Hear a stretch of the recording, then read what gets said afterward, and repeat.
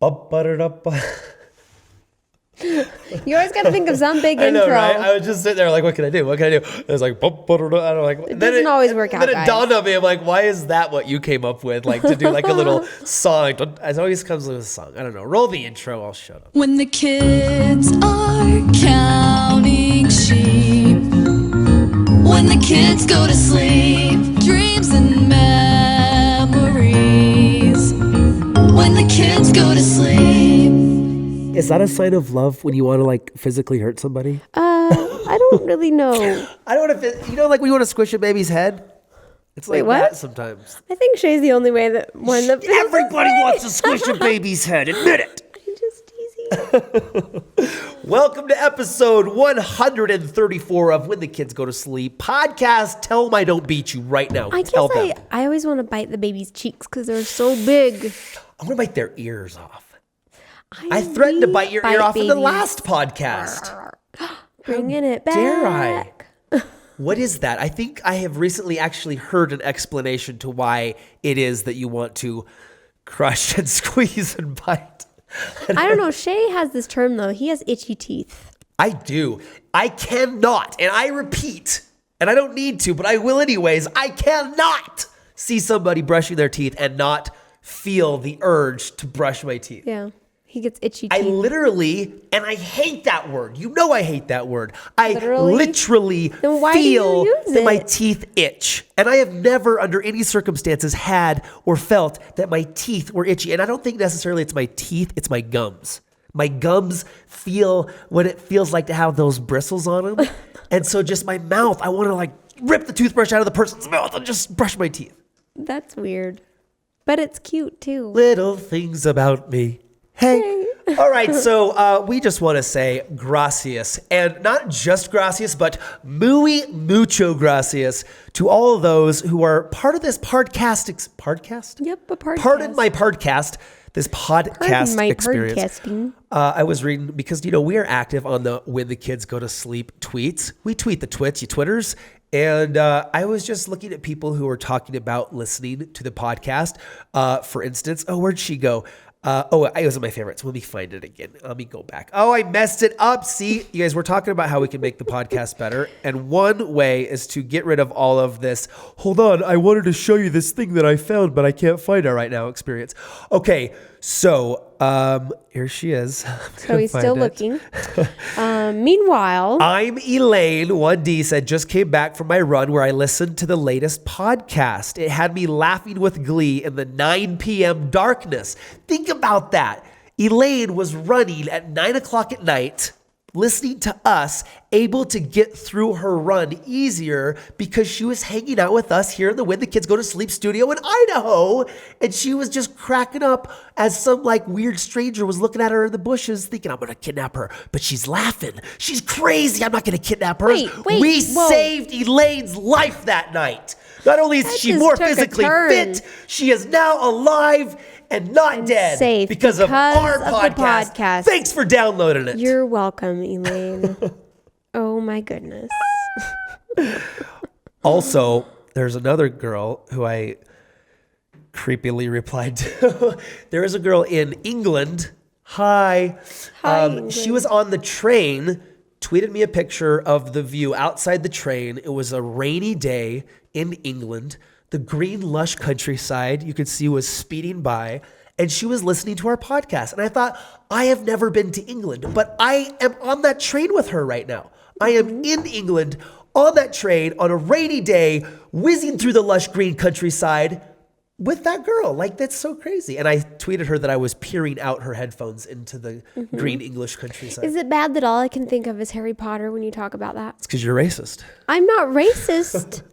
That's just the only connection I have to England. That's why we got to go there. That's a skewed view sorry, guys. on our Great Britain brothers. Well, someday. Okay, Someday. so we always talk about how we're going to take your questions, but usually we don't because I just start talking about stuff. Shay gets sidetracked. But I am committed to going to your questions today. Danny at _Danny IVX says, when the kids go to sleep, do you have any fears for when your kids become teenagers? Yes. If so, comma, what are they? Question mark. Where So do we many begin? fears. Hey, Tim, go get that list I made So you build. many fears. My first one that is like a very recent up and coming thing, because the children really want Instagram. They really want like those to be on the social sites now. And I keep telling them, you're not 13 yet. You're not 13 yet. And I know that there are tons of kids that have them before they're 13, but I'm just not ready. What? Because I'm having a ready. big issue with this too. Because our kids, I mean, I think. Their interaction on social media is going to be way different than like their Right. friends. Right. That That have is a like good 10 point. friends on Instagram. They're That going to is have true. like, if they go public with them, they're going to have, that's going to be their business. They're Dude, going to have to that's think about the answer. That's why I'm like, because there's so many other kids their age that have these accounts. And I'm Yeah. like, are we just like crazy conservative weirdos? that. No, Mormons? it's just because of who they are. But I didn't think about that. That's going to put them right out in the world of scrutiny that already scrutinizes them. It's like I forgot that other people's Instagrams don't get 30,000 people looking at them. It's like Yeah. I forgot about that because it's like I see all the bad stuff that comes in because this is our job, right? Like, no, it's not. Well, we got so much to talk about. Words. That's Okay. a thing I want to talk about later. But I mean, I think we need to do a better job of not being scared of our kids growing up because I it's- feel that way. And it's like, I mean, I can't fight really it. I hard. can't fight it. And the sooner that I can be like, they're going to grow up. They're going to see these things, right? Yeah. You can't hide it from them. There's no way you can hide it from them because I saw them. It's like you think you worry about your kids. You worry that they're going to see or You just hear wanna or keep 'em experience young things that they're not and ready innocent for. as long as possible. Right. But it's part of life. But you got to remember, like, when you were at that stage and you were curious and you wanted to find out those things, and then you're like, well, I guess I turned out okay and I figured out and heard all those things. I just want But them to hear I them from never us. had a cell phone until that's the other part. It's just hard for me because that's something I didn't even ever have to deal with. And one thing I've told my kids with that, like, that having a cell phone is exciting and being on social media is exciting, but it's a huge responsibility and it can be a huge burden because you depend on it too much. And I do that. I think I've said this on the podcast before, and I'm going to say it again just to remind myself. I vow here and now this day to not let my life deteriorate, whatever that word is, go down in quality of life due to my kids' poor decisions. Raise your right hand to the square. All parents right now. All parents, raise your arm to the square right now. Say, I parent. I Not let my life deteriorate. Damn it, how do you say according that? to the choices of your children. Based on the crappy choices of my kids. Because I see my mom freaking out and stressed out and worried about, whatever Logan's doing. Or you see parents and they're stressed out and it causes maximum level of stress and worry. And it's like, those little bastards. I want to be happy. do not say that and their word dumb on the choices podcast. are affecting my life. And that's what I worry you can't about. let Because I'm them like, affect it. my kids, I don't want them to do But stuff that'll hurt them. It's hard to, like, you have to, okay, words. You have to know when to stop because they're going to make choices according to what you teach them. And so naturally when they make bad choices, you feel like you did something wrong. And so you have to find out when you can separate yourself from that. And it's hard. Like, I get it. That's true. It's I do. hard, I 'cause think parents. you feel very much responsibility. Like, oh, what didn't I teach them? Or maybe I should have done this wrong or different. And I did that wrong. Because you just take responsibility for your kids. That's why I've said from the beginning, here's the secret to being a parent, right? You have to do the best you can. You have to do the best you know how. And you have to feel like you really are doing the best because sometimes you're not doing the best. Do any parents ever feel like they're doing the best? Well, even when they are. Here's what I'm saying. Like, you don't know everything, right? Like, but there's some areas like I know I could definitely try harder to be with them and stuff. Like, you have to take those moments to sit down and talk to them. And you have to love your kid unconditionally, no matter what choices they make. And then you have to let it go. And that's all you can do. Like, because to me, I'm like, I'm going to do the best I know how. And I'm going to just keep focusing on that. I'm going to love them. And I think this is the right thing. And I'm going to keep just trying to do that over and over and over. And then I'm going to be open and try to listen. Like, maybe this isn't right. I'm going to just keep trying to mold them. Like, that's what you're doing, right? Like, they do something wrong and you're like, no. But then you have to show an increase of love. What? Then at what point do you stop doing that? When they're 18 and they're out of here.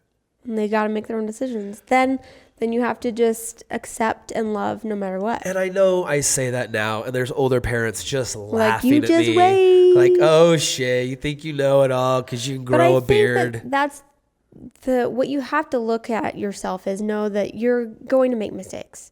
But from here on out is a clean slate, and you just have to love them, right? Yeah, but I'm You serious. can't mold them after they're 18. No, you can. It's going to be really hard to mold, right? No, I mean, yeah, they're hardened.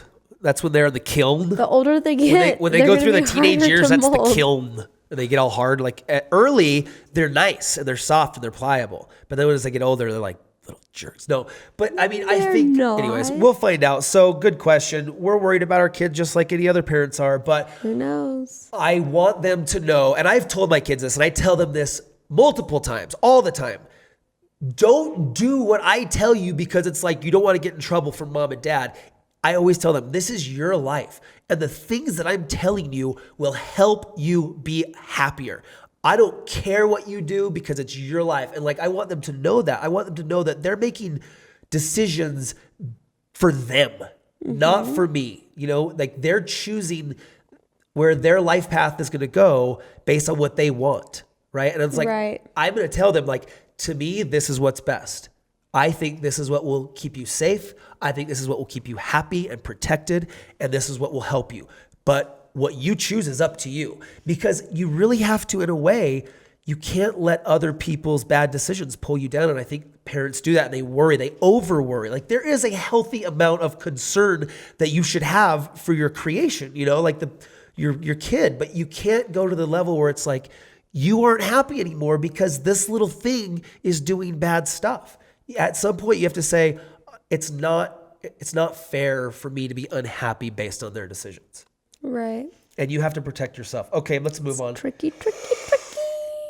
Brandon BB asks, Mr. BB 11,000. Where'd you come up with that name, Brandon? Mr. BB 11,000. Oh, good old Mr. BB 11,000. You know what he did? He rode over 11,000 motorcycles and shot BB guns. Good job, Brandon. Well, what did he ask the podcast? Where do you want to be in life in about 10 to 15 years? Also, what do you sakes. think your kids will do for a profession? So another question that says, what are your short-term and long-term goals? I have a goal that I thought of the other day. What? I'm going to retire in 5 years. This is news to me, guys. Just getting thrown a bomb over here. I'm going to retire when I'm 40 years old. It's not the first time, though. Because think, Gavin, here's my hypothesis. Gavin, I'm 35. In 5 years, I'll be 40. I got 5 years left to work.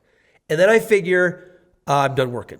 Because then I'm going to go into overdrive raising my kids mode. Because in 5 years, Gavin will be 16.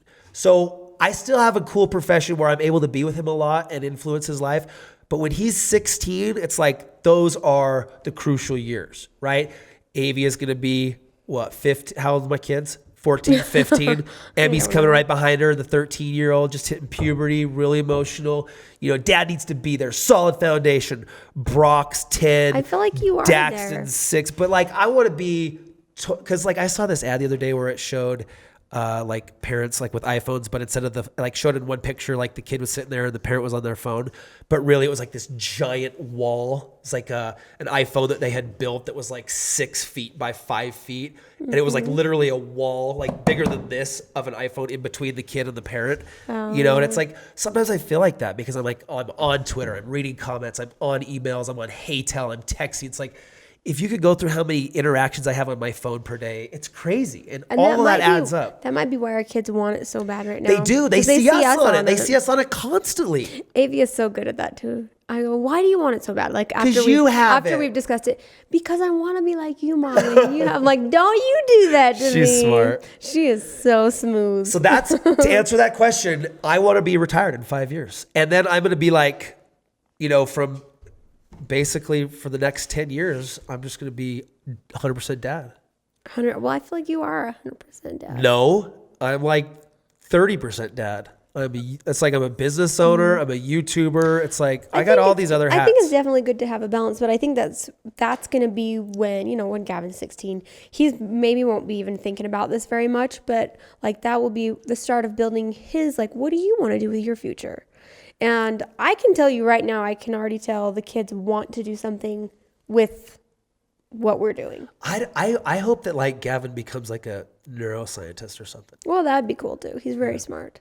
But like just today, Emmy wanted to film her own American Girl doll She's doing video. it right now. I gave her the camera and the And tripod. she showed me a video and she goes, Mom, how do I get that angle? How do I get it to be? I'm like, oh my gosh, you're even thinking about that. So I showed her how to get a certain angle.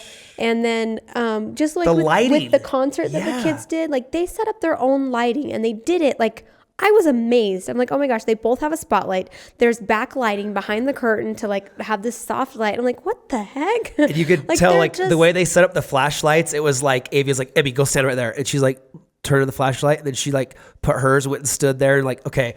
And it's like they're doing what we do. Well, think about this. Like Brock he's been raised on set. Like how many times has Brock run underneath the lights, underneath the tripod, stepped over the wires? Like when we're on set or when we're at Maker, it's like they see all this and it's like, that's why I think entertainment, just the level of entertainment is also on an exponential growth curve because kids today can whiz through Final Cut Pro or Premiere and I'm like, huh? And they're like, and before it took people going to film school and having these really expensive softwares or even hardwares to make this stuff. And now kids can just do it and learn it on their phone. It's crazy. Yeah. So who knows? I mean, we're obviously going to let them. But I do constantly get it in their brains that they're going to change the world. I tell them that. They are. Just randomly, they need to know that. like we'll be in the truck driving in silence. I'll go, Brock. I go, what? I go, you're going to change the world. And he goes, I am? I go, uh-huh. And he goes, so okay. I was like, okay.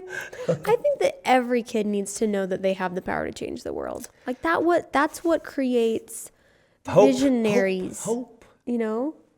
Kids that aren't afraid to just go after what they're thinking. Because that's what our future is our kids. And they need to know that the sky's the limit. Like every kid, not just ours. Do you know one thing that I think I have severely underestimated?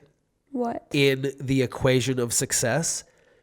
And I've said it, and I've known it's an important aspect of success, but I feel like I'm seeing it more and more as a trend through really super successful people like Elon Musk, Peter Thiel, multiple people that I'm starting to be interested to and reading is you got to not give a good gosh darn about what anybody thinks. You have to not care about what the old protocol is. Like even in like neuroscience, I just recently have been listening to this podcast by Tim Ferriss, who he just had this guy on who's a neuroscientist this guy invented a video game to make old people's brains work like a 20-year-old again.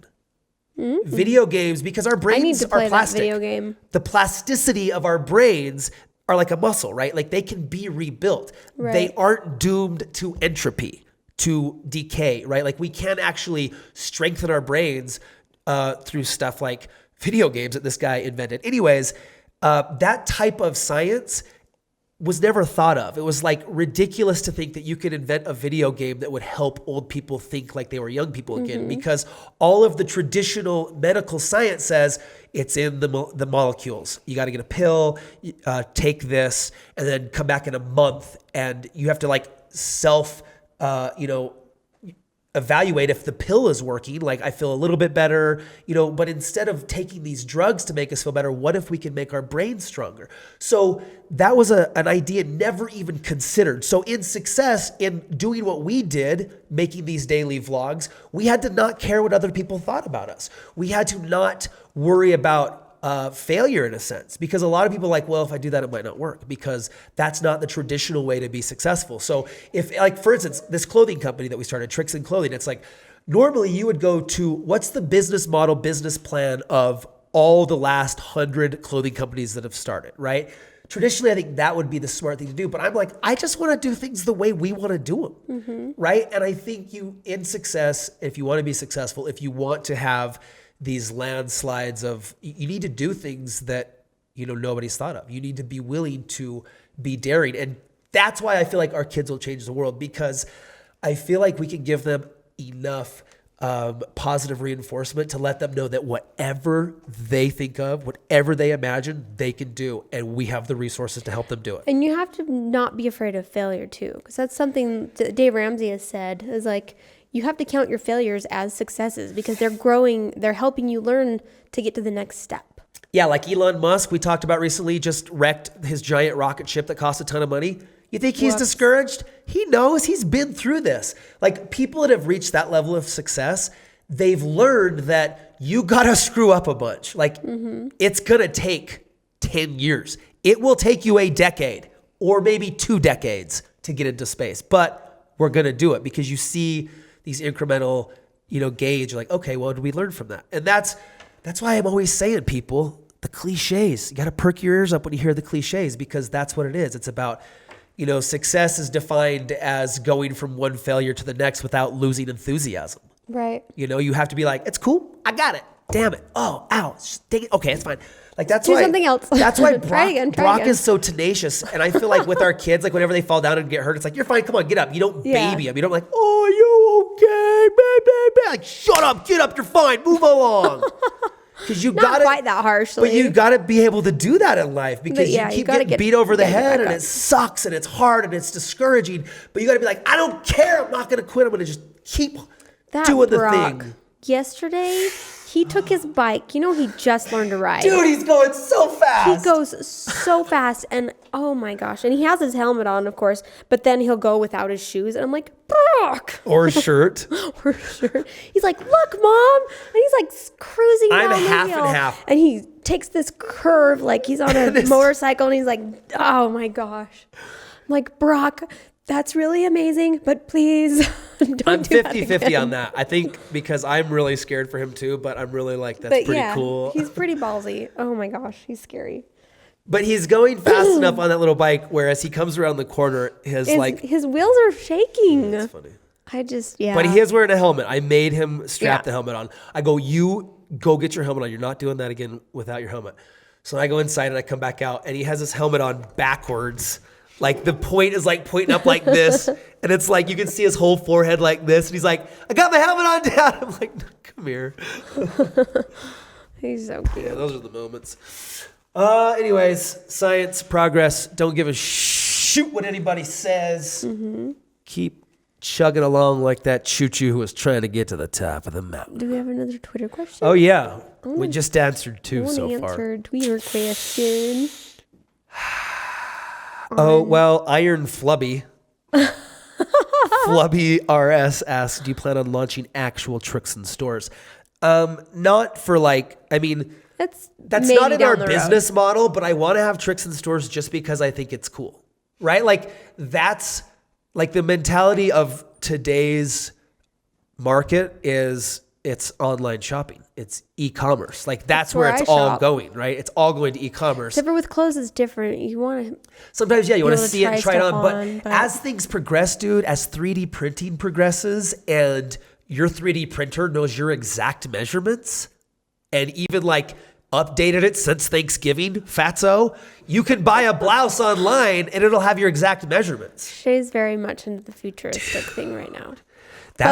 Listen, I don't want to give away any of my hand, but I'll tell you what, when 3D printing comes along, TRIXIN Clothing will be very interested in being a part of it. So if there are any 3D manufacturers out there, call me. I want to talk to you. So we don't know if we'll have Yes, we will, because I want to go into a mall and be like, that's my store. Well, I'm going to go in there. Let's go get an Orange Julius, then go to our store.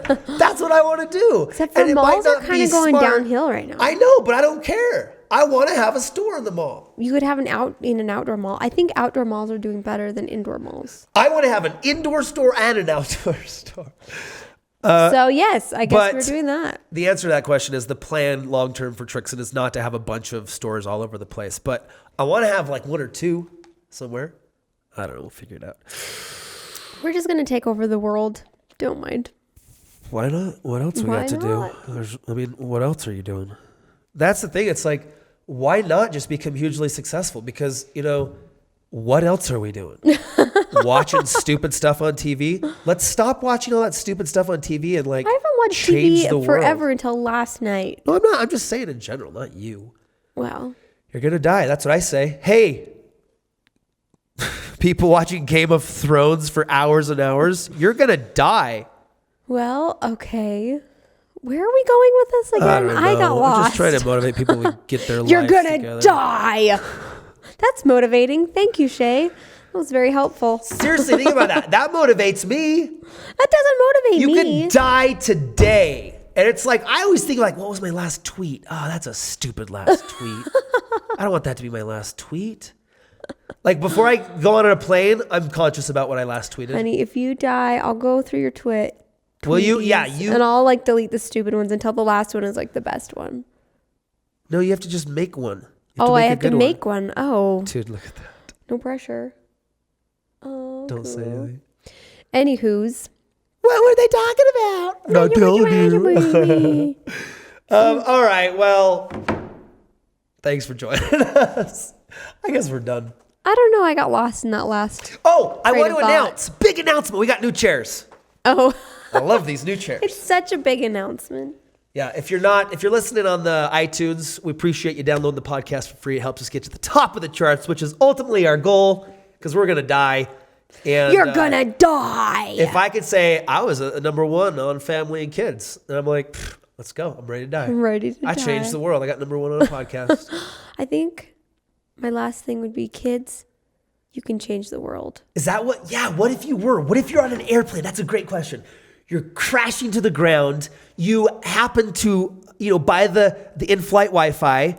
You're tweeting, and you know you're going to crash. The pilot gets on. He says, "Ladies and gentlemen, this is the pilot speaking. All of our engines are dead. There is no hope of survival. The Wi-Fi will be available for another 90 seconds. Please tweet your last messages. Go." What would you tweet? I think that I would say something to the fact, obviously, kids, I love you. You can change the world, and God lives. And I'll come back and visit you if I can. Nope, that's over 140 characters. Dang Tweet it. failed to send. Your last tweet was, this Then last I episode guess I'll just have to last come and episode of visit. Bachelorette was boring. Oh, that was your last tweet. Congratulations. That would be really You're gonna upsetting. die. Do something with your life. I'm out of here. I'm going to change my life. But wait, what happened on The Bachelorette? I have to know. Bye. When the kids are counting sheep, when the kids go to sleep.